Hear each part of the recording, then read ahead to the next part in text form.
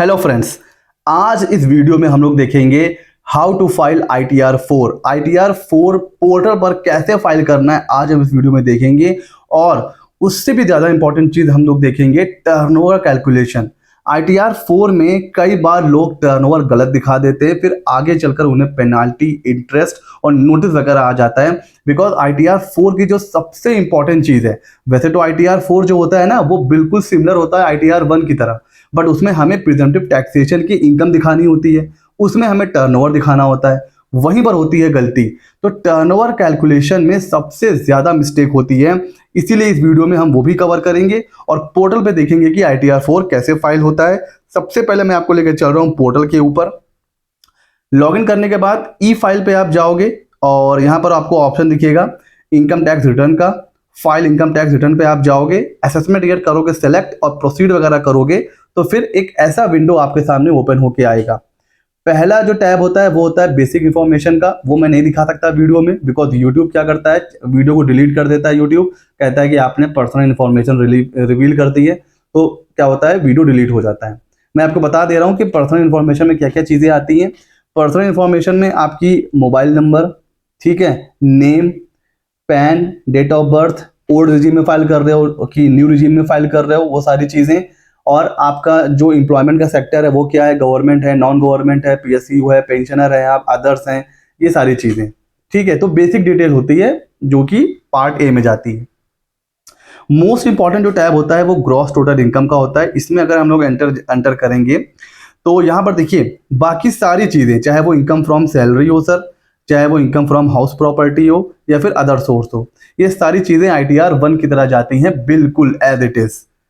Change क्या कहाँ पर आता है सर? चेंज आता है हमें प्रिजम्पटिव टैक्सेशन में, क्योंकि आपका अगर नेचर ऑफ ट्रेडिंग है तो आप 44 AD, प्रोफेशनल इनकम है 44 ADA, और अगर गुड्स कैरिज वगैरह है तो 44 AE। ये तीनों हैं प्रिजम्पटिव टैक्सेशन के सेक्शन, जिसमें आपके पास ऑप्शन होता है कि आप 6% या 8%, या फिर अगर प्रोफेशनल इनकम है तो 50%, और 44 AE का भी अपना अलग रूल होता है। उतनी इनकम दिखा के आप ITR फाइल कर सकते हो। आपको ज़्यादा हेडेक, ज़्यादा टेंशन नहीं लेनी है, पूरी बैलेंस शीट यहाँ पर अपलोड नहीं करनी है, ना ही पूरी बैलेंस शीट आपको बना के बैठना है। तो जो बेचारे छोटे छोटे बिजनेसमैन होते हैं उनके लिए एक तरीके से आप कह सकते हो समाधान योजना होती है, प्रिजम्पटिव टैक्सेशन होती है।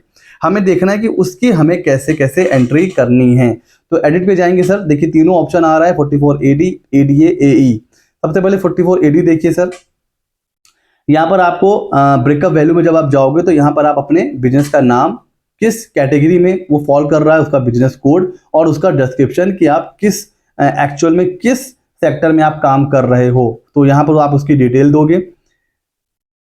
और नीचे आइए, यहाँ पर आपको देखिए आपको अपना टर्नओवर, जिसकी हम बात कर रहे थे ना, जहाँ सबसे ज़्यादा गलती होती है, आपको यहाँ पर अपना टर्नओवर शो करना है 44 AD में। यहाँ पर 3 ऑप्शन आ रहे हैं ABC। पहला आ रहा है बैंक में कितना पैसा आया, दूसरा है कि कैश में कितना मिला, और तीसरा ये है अदर देन A&B, अगर कुछ इन काइंड मिला है तो वो एंट्री करनी है।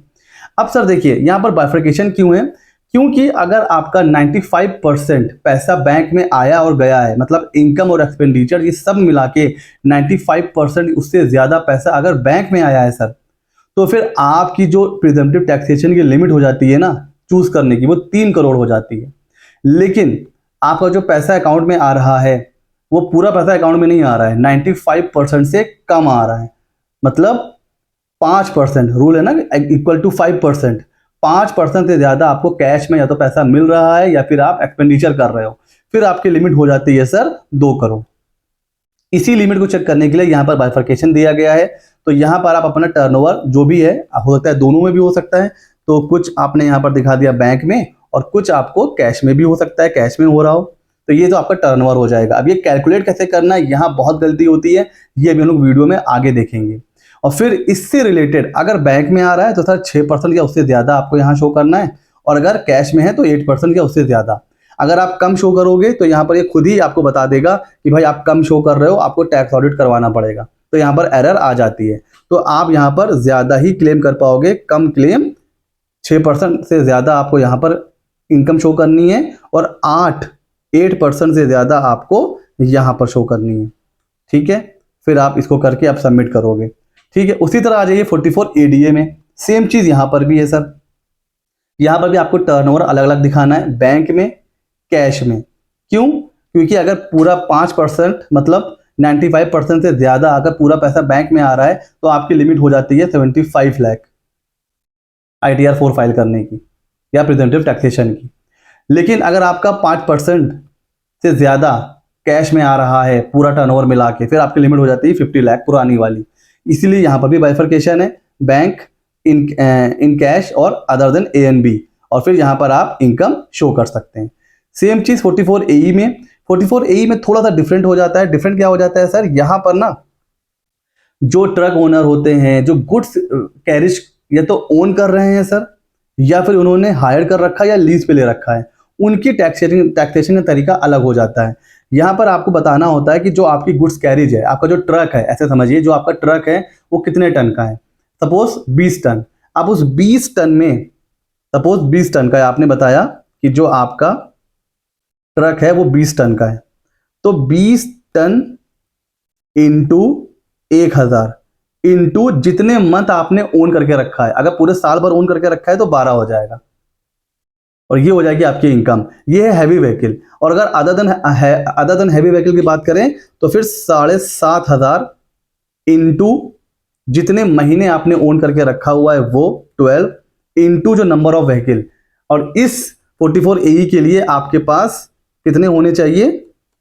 लेस देन और इक्वल 10 व्हीकल।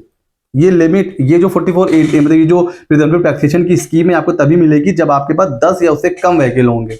11-12 होंगे फिर आपको नॉर्मल ITR 3 फाइल करना पड़ेगा। ठीक है, तो ये हो गया 44 AE।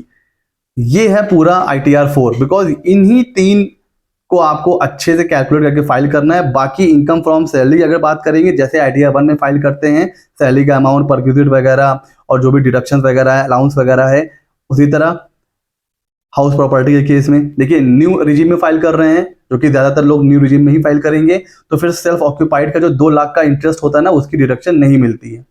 तो जैसे हम लोग वहाँ पर ITR 1 में हम लोग हाउस प्रॉपर्टी शो करते हैं, वैसे ही आप यहाँ पर भी शो कर सकते हो। और अभी मैं देख रहा हूँ कि मॉर्निंग से यहाँ पर ऑप्शन नहीं आ रहा है एडिट का। आई थिंक कुछ सर्वर की दिक्कत है या वेबसाइट का ये फ्लॉ लग रहा है कुछ। बहरहाल सेम इसी तरह इनकम फ्रॉम अदर सोर्स में भी है, जैसे ITR 1 में आता है कि इंटरेस्ट का, डिविडेंड या जो भी है, वो करने के बाद आप करोगे कंफर्म। जो भी आपकी इनकम है हर हेड में दिखाने के बाद आप कंफर्म करोगे। फिर आ जाइए अगला टैब, बड़ा इंपॉर्टेंट होता है। इसमें आपको फाइनेंशियल पर्टिकुलर एंटर करना है, जो डिटेल है वो आपको एंटर करनी है। और यहाँ पर इस बार जो चेंज हुआ है कि बैलेंस विद बैंक, ये भी अब देना मैंडेटरी है।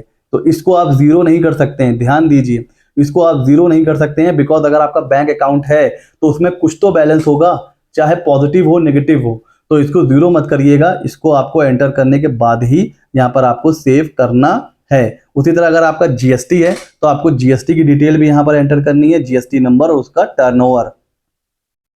ठीक है सर। अगर कोई एग्जेम्प्ट इनकम है जैसे 5000 तक एग्रीकल्चर इनकम, तो वो भी आप यहाँ पर शो कर सकते हैं, अदरवाइज ITR 3 फाइल करना पड़ेगा। फिर आ जाते हैं सर हम लोग अगले उसमें, कोई इसको कंफर्म कर देते हैं। अगला है सर जो अभी मैंने बताया कि अब हम लोग ITR 4 में लास्ट ईयर से ये फैसिलिटी है कि हम लोग लॉन्ग टर्म का जो गेन होता है, जो एग्जेम्प्ट होता है 1,25,000 तक, वो अब हम लोग ITR 4 में शो कर सकते हैं। Sale consideration, cost of acquisition, और यहाँ पर लॉन्ग टर्म गेन आ जाएगा एग्जेम्प्ट वाला। ठीक है सर, इसको कंफर्म करेंगे सर। फिर नीचे आ जाएगा आपका डिडक्शंस वगैरह। न्यू रिजीम में अगर आप हैं तो आपको बहुत से डिडक्शन मिलते ही नहीं है। 80 CCC 2 का मिल जाता है अगर आप सेंट्रल गवर्नमेंट के एम्प्लॉई हैं, अगर आपका एम्प्लॉयर कंट्रीब्यूट कर रहा है तो। अग्निपथ स्कीम में अगर आप कंट्रीब्यूट कर रहे हैं तो CCH का आपको मिल जाता है। और अगर कोई अदर डिडक्शन है तो वो यहाँ पर आपको स्पेसिफाई करना होगा, अगर आप एलिजिबल हैं तो ही आपको मिलेगी। इसको आप कंफर्म करेंगे। फिर टैक्स पेड, जो आपका TDS वगैरह कटा हुआ है वो आप कंफर्म करोगे जैसे कि नॉर्मली करते हैं। और फिर जो भी टोटल टैक्स लायबिलिटी आपकी आ रही है, रिफंड आ रहा है, पेबल आ रहा है, जो भी है उसको कंफर्म करने के बाद फिर आप क्या करोगे सर, प्रोसीड टू वेरिफिकेशन पे आप जाएंगे। और फिर जैसे हम लोग करते हैं कि भाई सबमिट करते हैं, OTP वगैरह आता है और फिर फाइल हो जाता है। तो ये है ITR 4 की पूरी कहानी। अब अगला क्वेश्चन कि ITR 4 में सर टर्नओवर का कैलकुलेशन कैसे करना है। इससे पहले आपको क्वेश्चन ये पूछना होगा कि जो एससी है वो क्या जीएसटी में रजिस्टर्ड है, हाँ कि ना? अगर हाँ तो रास्ता कुछ और है, अगर नहीं तो रास्ता कुछ और है। देखिए, अगर आप जीएसटी में रजिस्टर्ड हैं तो फिर आपको क्रॉस चेक करना है जीएसटी का रिटर्न। जीएसटी से आपका टर्नओवर अगर मिसमैच करा ज्यादा या कम, तो याद रखिएगा या तो जीएसटी का नोटिस आएगा या इनकम टैक्स का।